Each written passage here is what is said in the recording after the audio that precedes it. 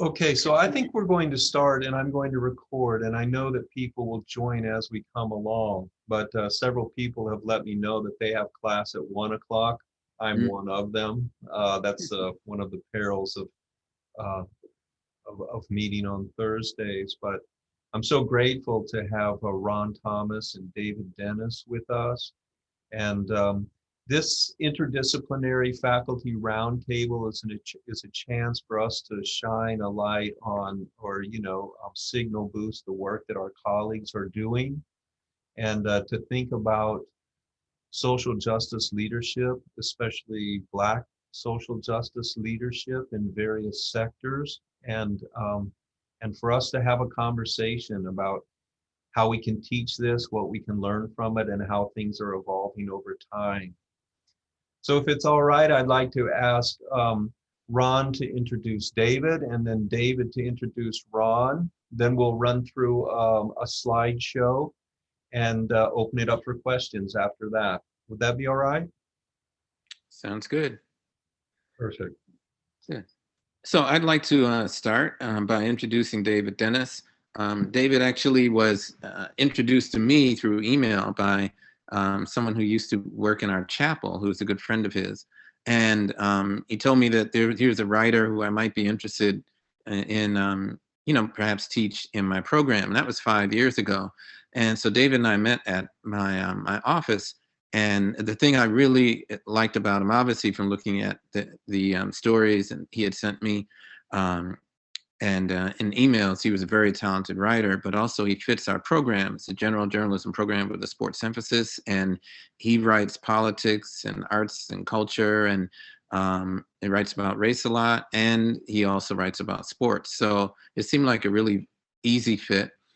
He was an adjunct professor for us for 4 years and also helped me in advising the Maroon Tiger, did an excellent job at both.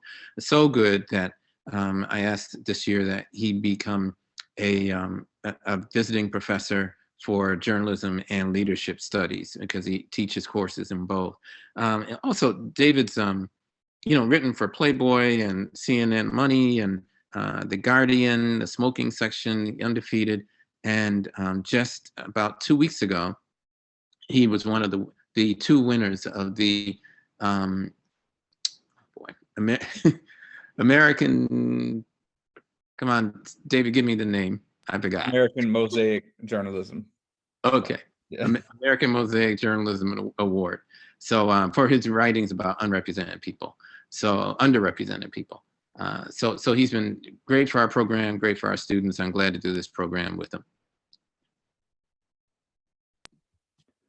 Yeah, and as I'm sure most of you know, Mr. Ron Thomas, director of the Sports and Journalism program, as he has been since 2007. Before then, he covered sports for 28 or more years, starting in 1973, right? Mostly in San Francisco, covering 49ers, Giants, and our beloved Golden State Warriors. He is a pioneer in journalism. He's been leading the program. It's been a joy to work with him. He's been leading, a lot of students through the journalism program on to incredible careers at places like GQ and Miami Herald and things like that. And as mentioned already, has been advising the Maroon Tiger. And it's just been a pleasure to work with Mr. Thomas this time. So I'm excited to see what he has for us with this presentation. All right, thank you.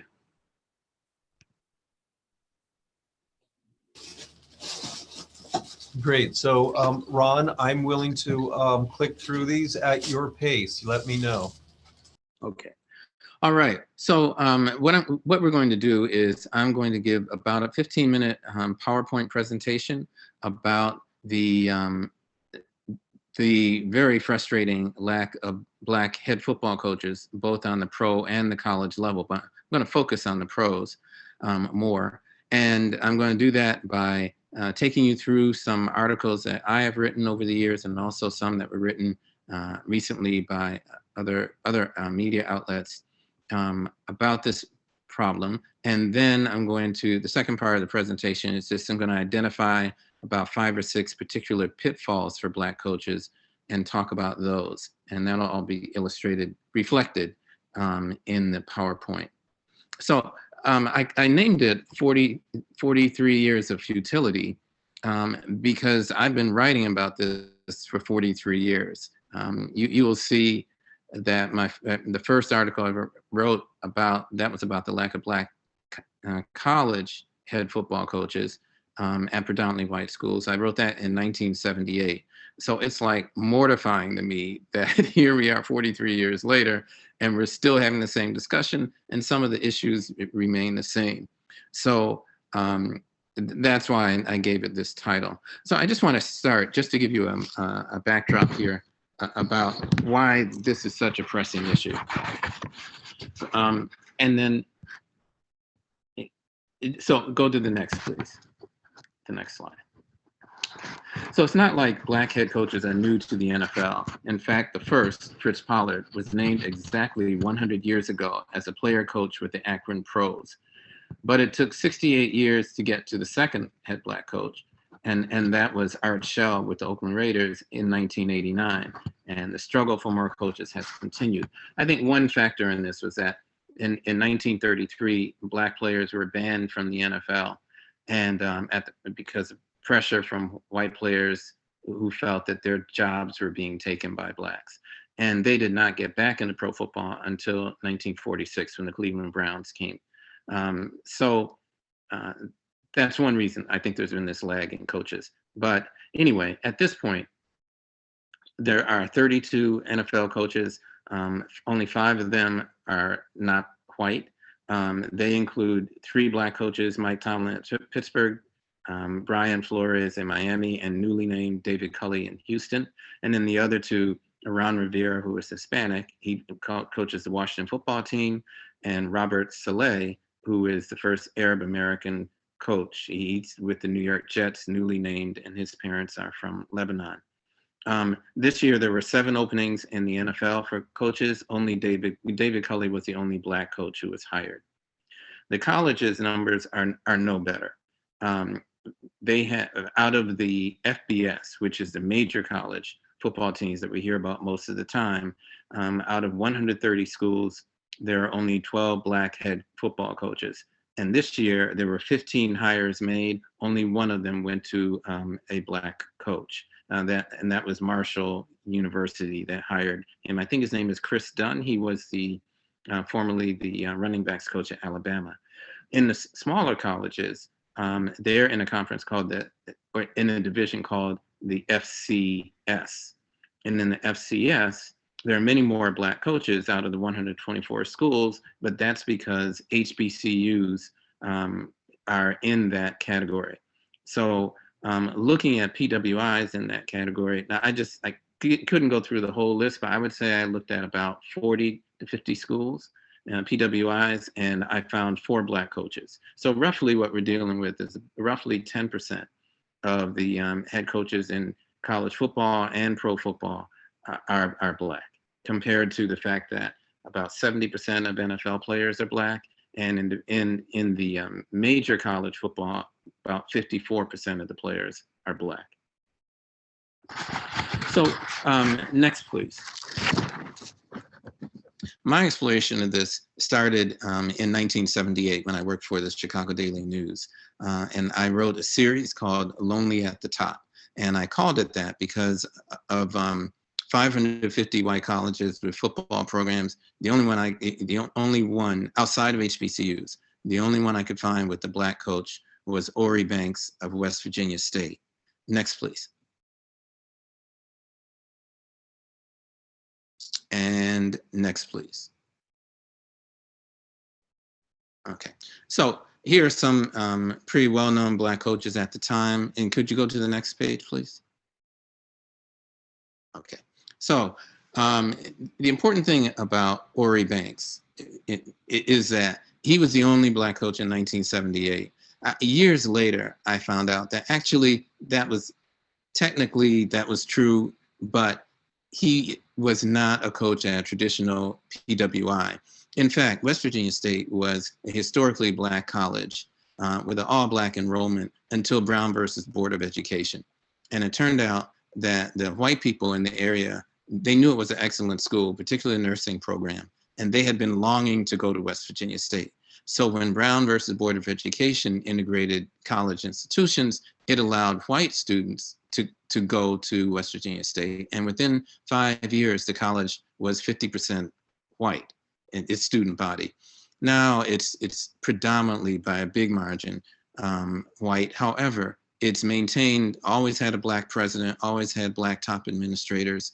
So it wasn't really even a predominantly white institution in the traditional sense back then.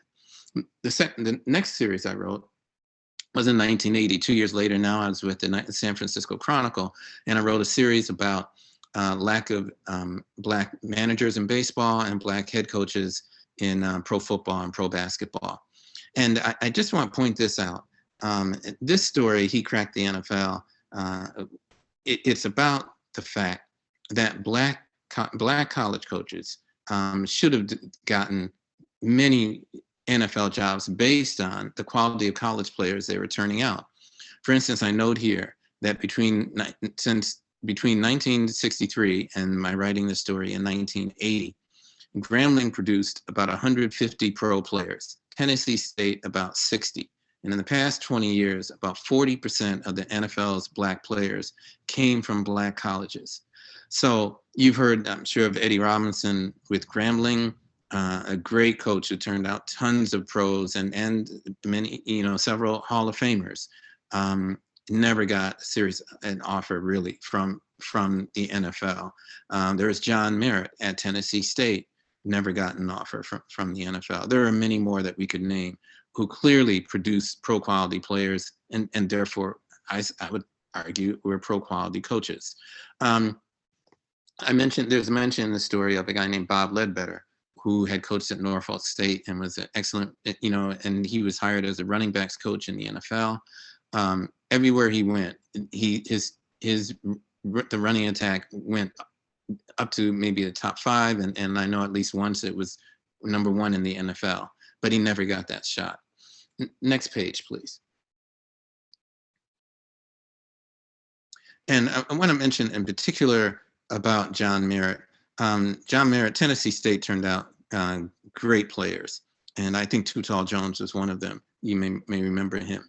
And one point that was made in here was by Joe Gilliam Jr. And one of the things he said in talking about John Merritt not getting hired, he said, they say you have to come up through the ranks. Did Don Curiel, who was a white coach, said, we played Curiel at San Diego State.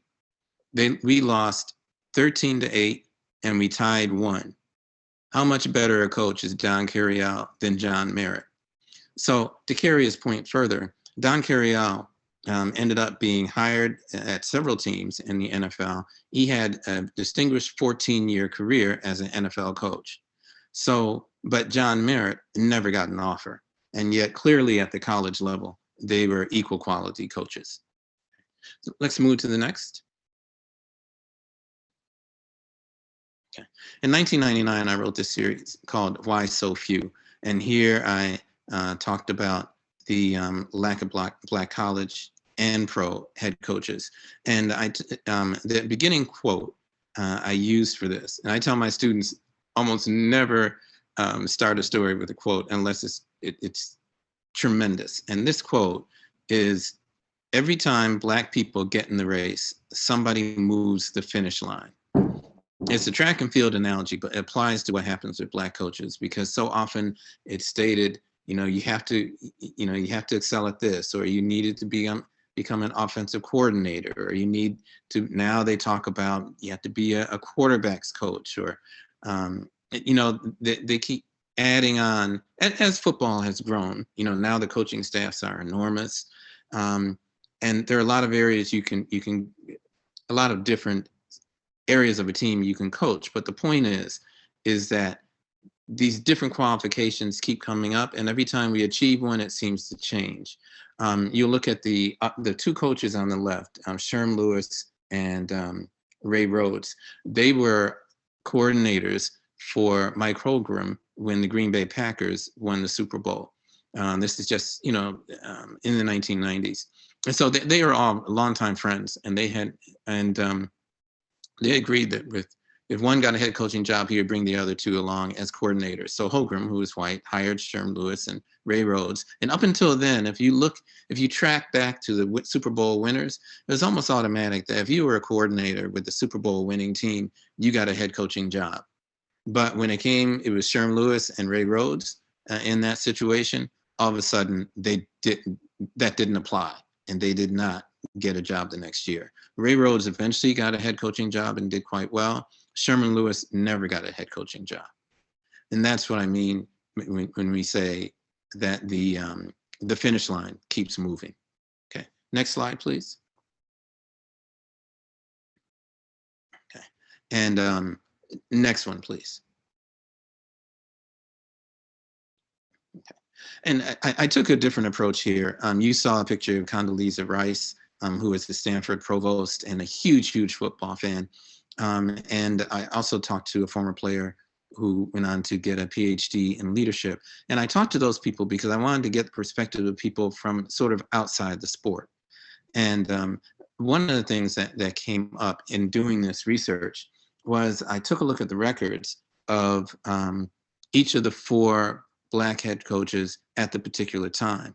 And he added up, they had 20 seasons as head coaches, and their collective record was 184 victories and 148 losses and a tie. That's really a very, very credible, way above average record for an NFL coach. And so I just wanted to show that once Black coaches get into that position, they tend to do better than white coaches on average. Next slide.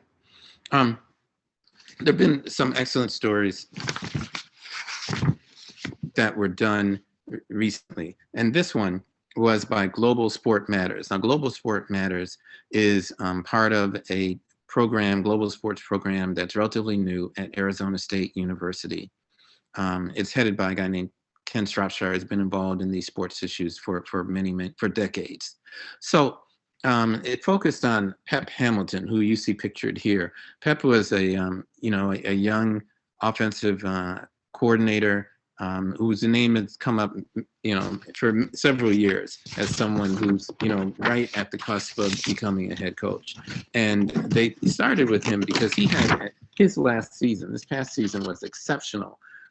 He was with the Chargers, and they were going to start a guy named Tyrod Taylor, who has been in the league for many years now, and they had drafted a first-round draft pick who was highly regarded, named Justin Herbert, and they were just going to bring him along as a backup, and then they knew in a year or two, maybe by the end of this past season, he would replace Taylor. That was the plan.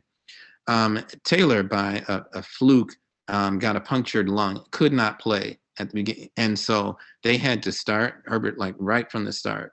And Hamilton was his quarterback coach, and Herbert had an exceptional season, one of the best seasons ever by a rookie quarterback. And it was the type of performance that ordinarily, and I would argue, had Taylor been white, he would have gotten a head coaching job after this season because of the job he did with Herbert.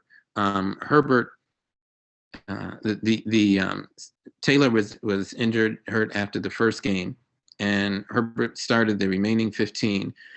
For football fans, you'll understand, he finished with throwing for 4,336 yards, completed 67% of his attempts, threw for 31 touchdown passes, and only threw 10 interceptions, which would be exceptional for the best quarterbacks in the NFL. And that's what he did as a rookie, and yet Hamilton did not get a job offer. Next page. Then there was another excellent article by the Washington Post And this one, one might say, leaves hope for Black coaches, because what it points out here is that the Tampa Bay Buccaneers really proved, or they should have proven, that there's an ever doubt about Black coaches' ability. It should now be over. They just won the Super Bowl. Bruce Arians is the head coach. He's white, but he has 12 Black assistant coaches on his staff, including all 4 of the coordinators. So his offensive coordinator, defensive coordinator, special teams, and he has one more. So those are the top coaching positions under him on the team. And Byron Leftwich, who is shown here, is the offensive coordinator. And so he, was instrumental in Tom Brady making the successful transition to a new team. And he called the plays and ran the offense. So what they're saying is that this should prove definitely, without a doubt, that black coaches, have the goods to be are exceptional assistant coaches. By the way, Arians also has 2 female assistant coaches on his staff. Now, the downside of it is that Leftwich, despite all this success, and he's done well before too as a coach, and he's well known to everybody in the NFL because he was a quarterback for 10 years. He did not get one job interview for the 7 openings in the NFL. Next page. So for the rest, I'm going to just talk about pitfalls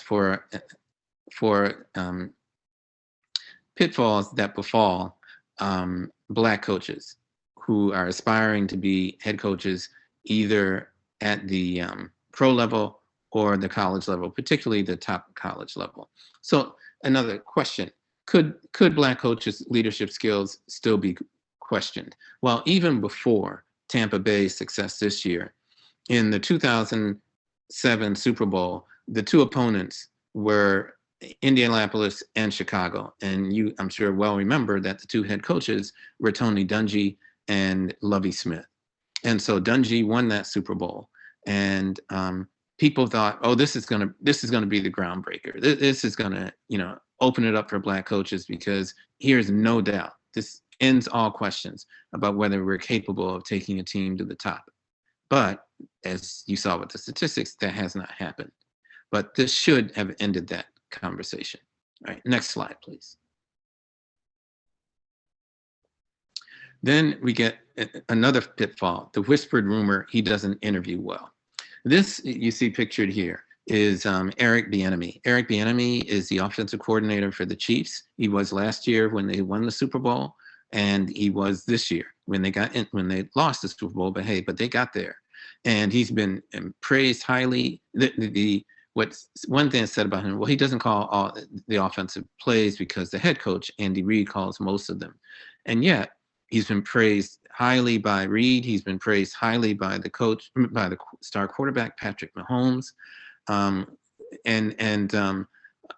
also so there is no doubt that he is absolutely instrumental to the success of their offense.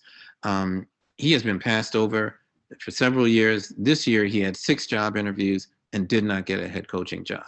And one of the rumors that started to come out now is I've heard whispered rumors he doesn't interview well. And this is something that comes up sometimes when a Black coach who clearly has all the qualifications has been passed over for many jobs. And how do you argue with that? So next one, please. By the way, I haven't heard that about white coaches. We don't get legacy points. And what do I mean by that? A lot of head coaches in the NFL, they have grown up in football families, and they get the advantage of learning the game from their fathers, or in one case, grandfathers, and they also get the advantage of their fathers or grandfathers being able to provide networking that helps them move up the ladder. Right now, I just quickly look off the top of my head, really, I found 5 white head coaches: John Harbaugh, Bill Belichick, John Gruden, Sean McVay, and Kyle Shanahan. All of them have come from a football family in which their fathers, or in the case of McVay, their grandfathers, were longtime head or assistant coaches on the college level or in the pros. Now, why is this so important? The networking is one thing, one thing that's obvious. And then the other, just think about this. Bill Belichick's dad coached on the college level for 40 years. And Belichick said he started analyzing film with his dad when Belichick was 10 years old. So imagine what an advantage that gave him just in terms of depth of knowledge of football. And that for us, for Black coaches, we don't have that because we don't have the predecessors in our families who've been head coaches. So what I say is legacy-wise, young white coaches can lean on a sturdy oak tree, Black coaches cling to a twig. Let's go to the next one, please.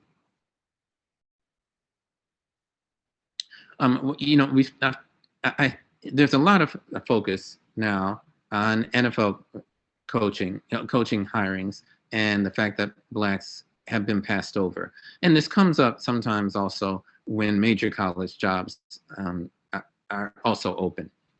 Some writer will write about the fact that the numbers are lower, that they need to interview some Black coaches for that position. But what is almost never written about is the 124 openings for coaches on the small college level.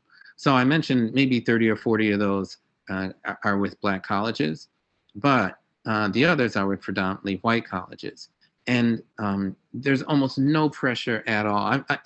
When let's say a Western Colorado, I'll just make up a name, but if they have a team, or Amherst College, let's say, no one's looking at them to see if they have interviewed Black coaches. And it's important because this is where so many major college coaches, white college coaches and pro coaches get their start by coaching on a small college level, being successful and moving up. So there needs to be more pressure on those college presidents and athletic directors. Here you see a picture of Deion Sanders. He just got the job at Jackson State. And that's a HBCU, but the hope is it might be a groundbreaker, because a game changer, because if he does great at Jackson State, his name is big enough that he might get an offer from a major college or from the pros. So maybe some of that will change. And then next screen.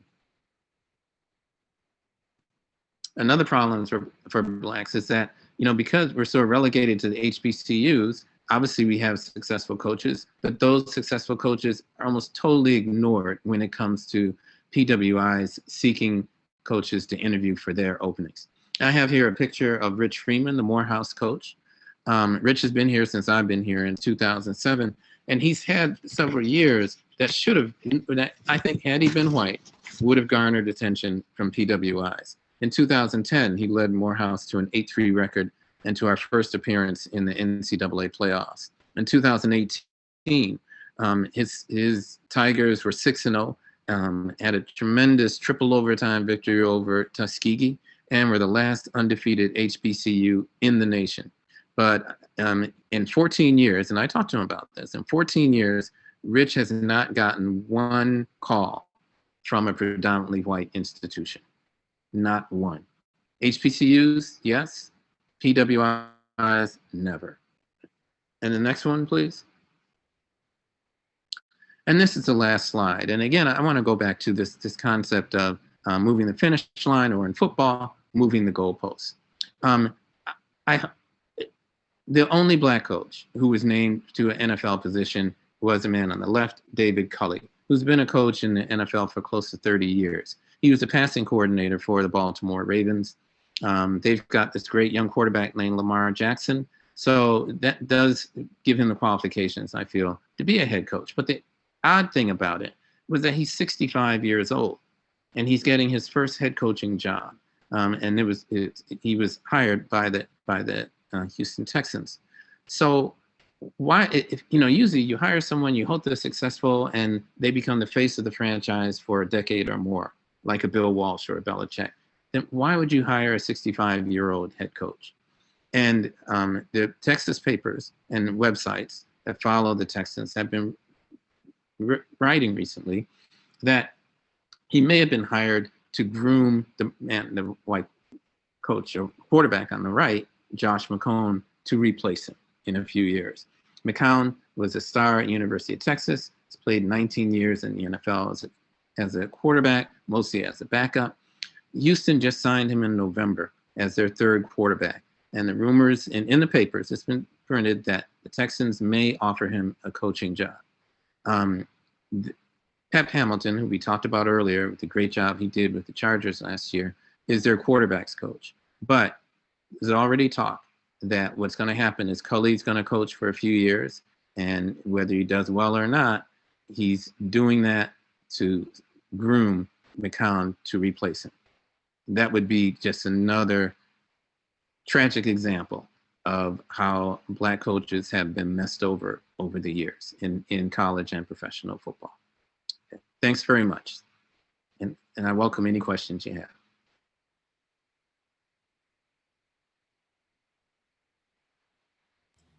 Thanks so much, Ron. And maybe we could ask David to chime in on those things that seem most resonant to you and the things that you're writing about.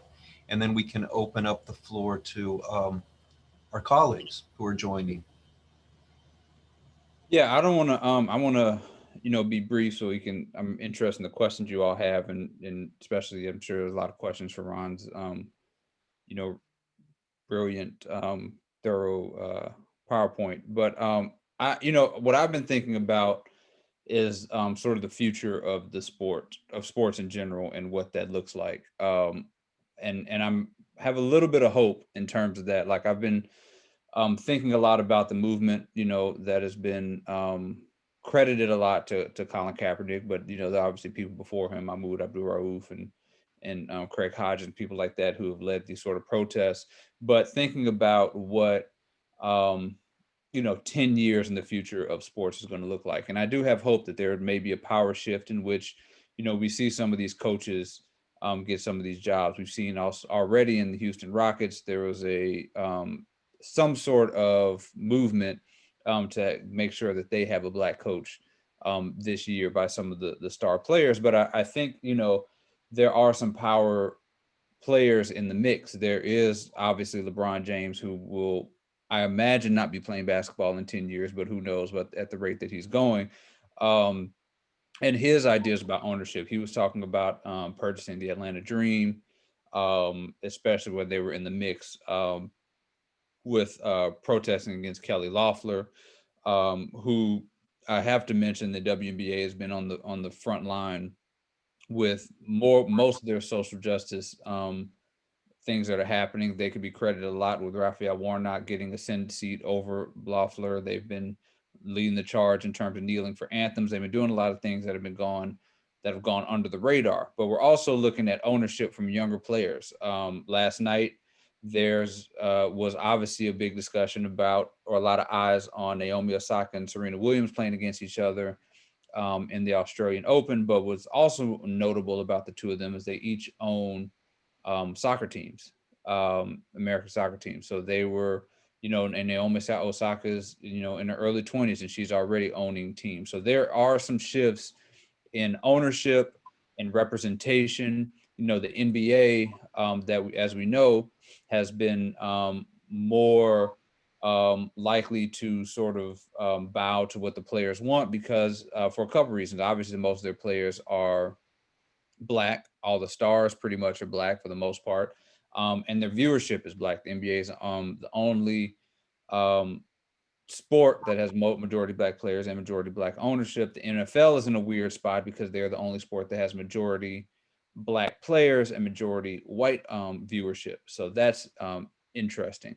We're also looking at the potential of a future in the NFL where most of our star quarterbacks are Black quarterbacks, which has been sort of goes hand in hand with the idea of Black coaches, because a Black quarterback has been largely thought of as not intelligent enough, not making good enough decisions to be quarterback. But right now, when Tom Brady retires, maybe 10, 15 years from now, there will be people like Mahomes and Lamar Jackson and a lot of Black quarterbacks, we could be looking at a Super Bowl in the next 5 years with 2 black quarterbacks, which has not happened. So that's a very sort of brief rundown about the hope of the political power and the power representation of what we could be looking at in sports going forward. Those are some of the things that have been on my mind, and actually something I'm working on possibly for a piece coming up soon. Thank you so much, David. So now I'd like to open things up to our colleagues. I've got some questions too, but I'd like to open it up to them first.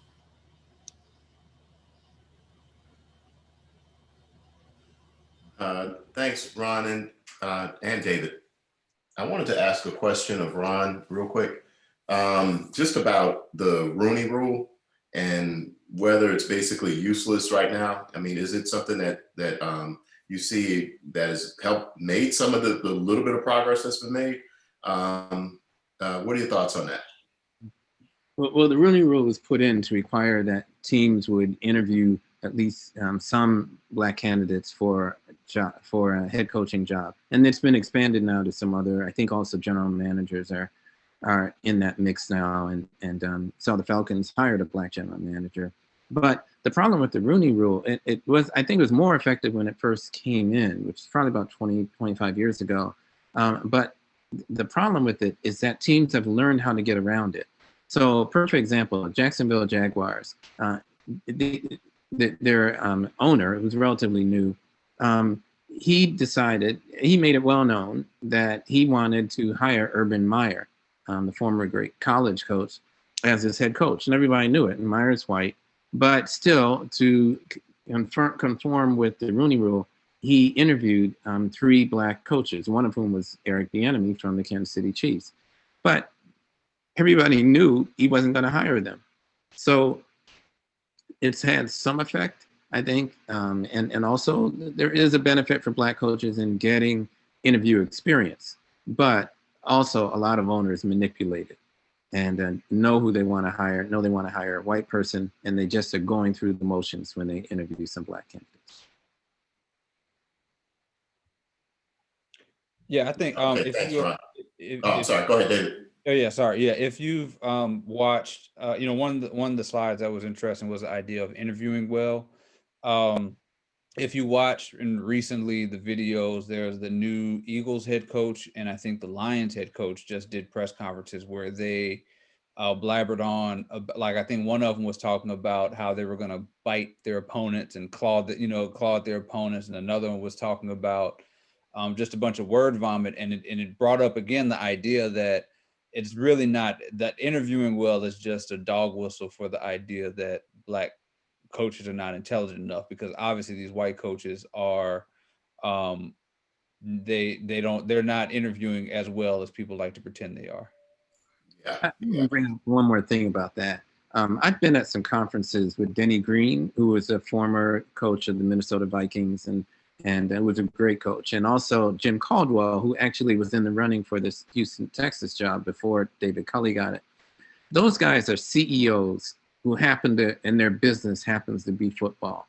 They walk around with briefcases. I've seen them, pull out so it would be like their strategic plan. And they are totally professional, and they could run a business just as well as they could run a football team. And I'm sure they're not alone, because we know often we have to be overqualified. So you can trust that a lot of those coaches who go for interviews are extremely well prepared and present extremely well.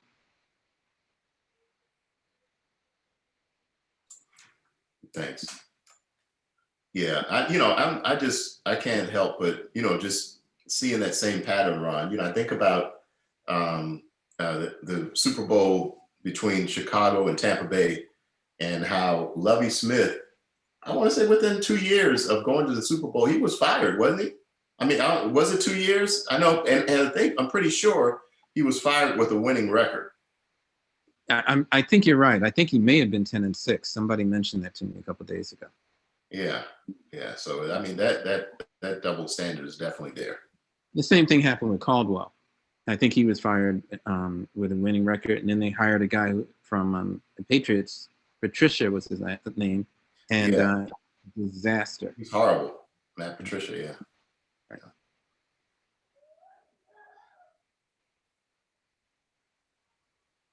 I want to know if players have an interest or the possibility of motivating some changes, like a college, which might want to have, blacker faculty.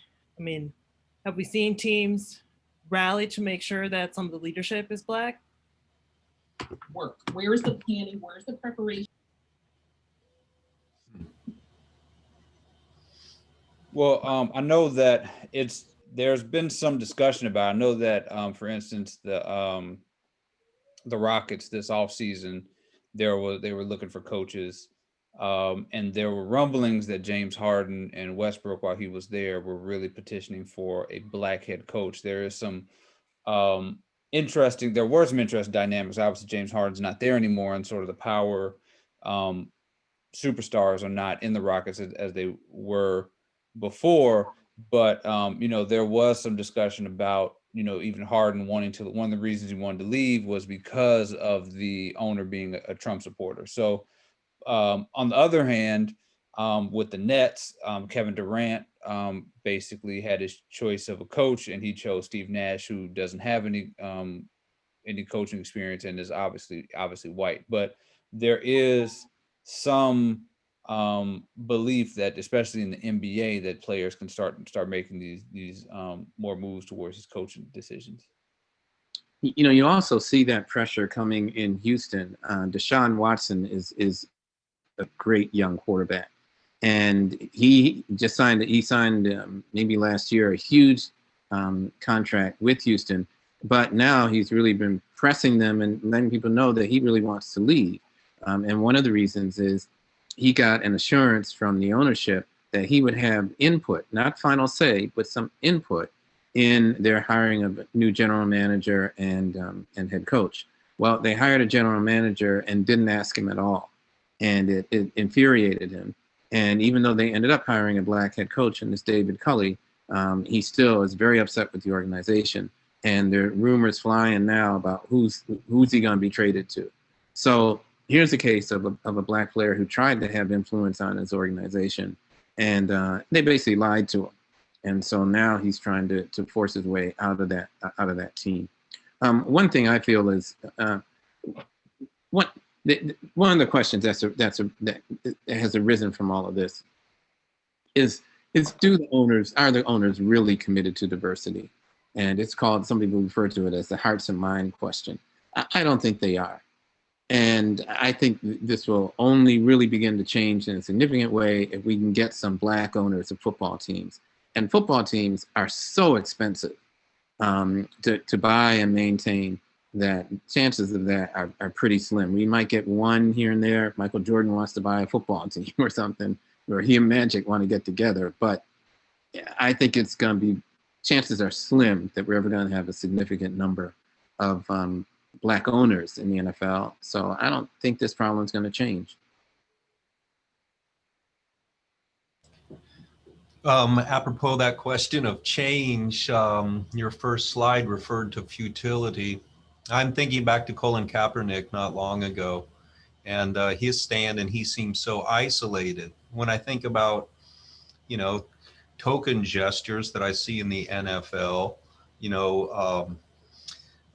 messages on the back of their helmets and that kind of thing,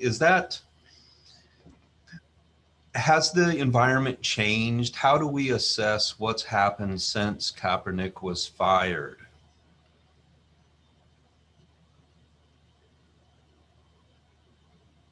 Well, Yeah. I think, Good. go ahead. Go ahead. Yeah, so I think obviously there has been change since Kaepernick was blackballed from the league, but I mean, you have to keep pressing them. I mean, a lot of these gestures are meaningless. Like the NFL can run its Black Lives Matter commercials during the Super Bowl, and it can talk about the power of protest, but they have not. You can't do so without mentioning Kaepernick, and they have, obviously decided to, keep him out of those discussions, keep him out of those commercials, which is sort of like, they're neglecting their original sin, which is getting rid of somebody who was trying to bring awareness about, extrajudicial killings of Black folks in America. And so, like you said, it is a lot of meaningless stuff, but I think that it's possible to parse through that and force your hand to do make some effective change. Nobody, the NFL really doesn't have any motivation to do that. The ratings are going to be, fine. People are not, leaving the NFL. People are not stopping buying tickets or supporting their teams or really pushing them on these issues in the way that you will see in the NBA. Like if players, were the NBA was on the cusp of losing an entire rest of their playoffs last summer because players were so fed up with what was going on, which is something that for a lot of reasons, NFL players just don't have that leverage, whether it's the fact they don't have guaranteed contracts or the fact that they're not being paid as much, or there's lack of visibility, or there's just, the power structures are just different. So, you do have to push, and, we can't expect the athletes to do everything because they are just folks and trying to feed their families, which I know sounds ridiculous when you think about millionaires. But if you think about the NFL, the average player is making, a couple $100,000 for 3 years of their lives, and, have to go out and get regular jobs after that. So, we do have to figure out ways to understand what the systemic changes look like in terms of, we see the NBA donating or using stadiums for to get people to vote, or trying to increase voting rights across the country. Like those are the type of things that we have to push and sort of ignore, or don't look at putting Black Lives Matter on the field, or having whatever Martin Luther King on your helmet, or whatever they do that's meaningless, and trying to find something else that'll actually affect change. There's a big culture difference between the NBA and the NFL. I think the NBA, long time ago, decided basically to embrace its blackness. And in so many ways, the NBA's almost got a black culture to it. And if you think back, if you've ever heard Marvin Gaye's rendition of the NBA, of the Star Spangled Banner, you understand what I mean. Whereas in the NFL, it's the owners have spent most of their time resisting anything that might approach black culture, and that was one of the reasons for the reaction with Kaepernick, to Kaepernick. And so NFL culture just makes it extremely difficult to make advances in this area. I have a question. My name is Chelsea Hayward. I teach the Sport Culture and Power class in the J-Master program under the psychology department. And that class focuses on understanding the balance of identity through my work of analyzing the effectiveness of athlete activism.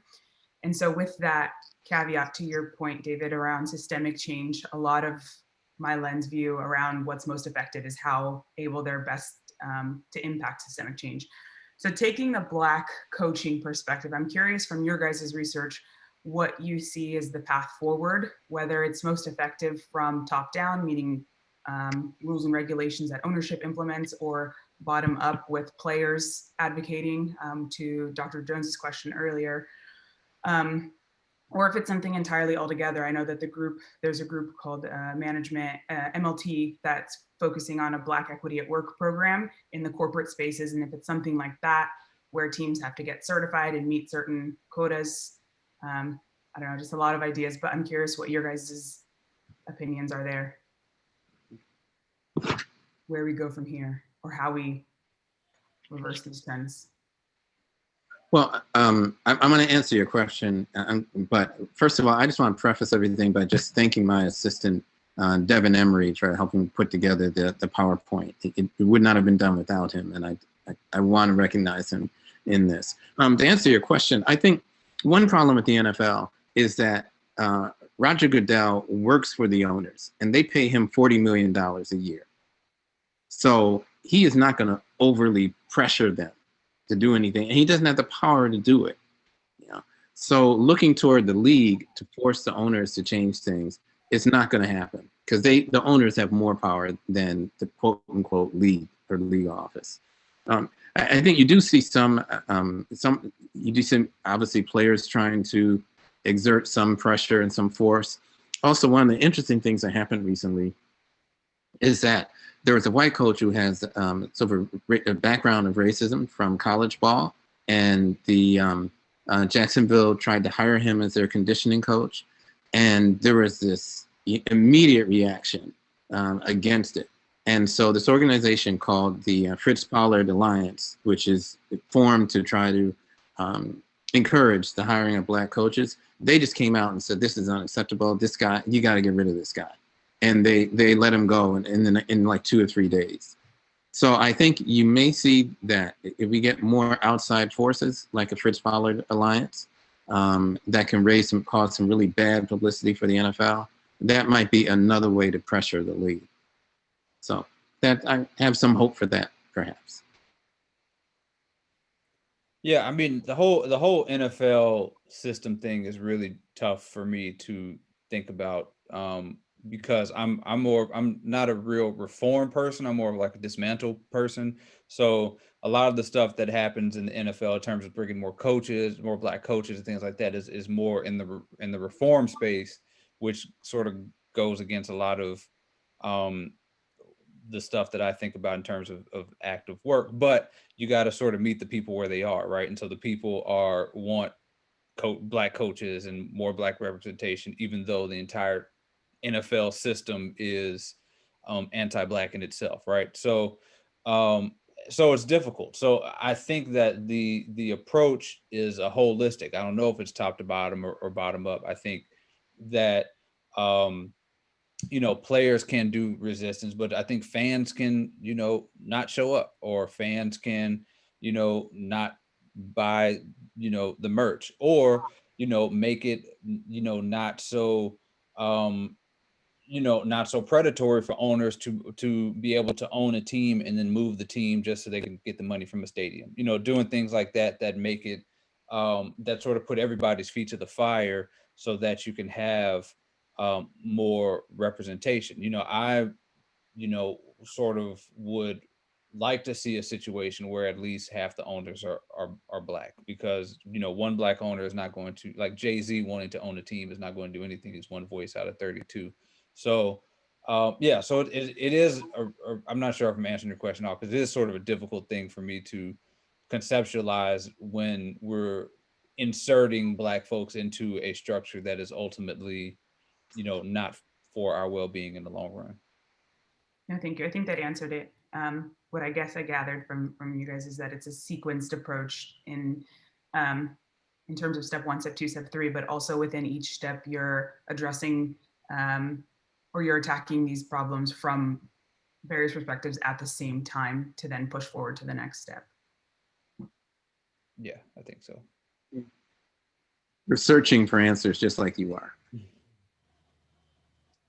Thank you, Dr. Hayward. And Ron Thomas and David Dennis of Morehouse's amazing journalism and sports program. Thank you so much for this. And I want to respect, I know, some of you have classes at 1 o'clock, so I want to respect the time. But I'm so grateful for this and the work that you've put into it. And thank you to Mr. Emery Devon also for putting the presentation together.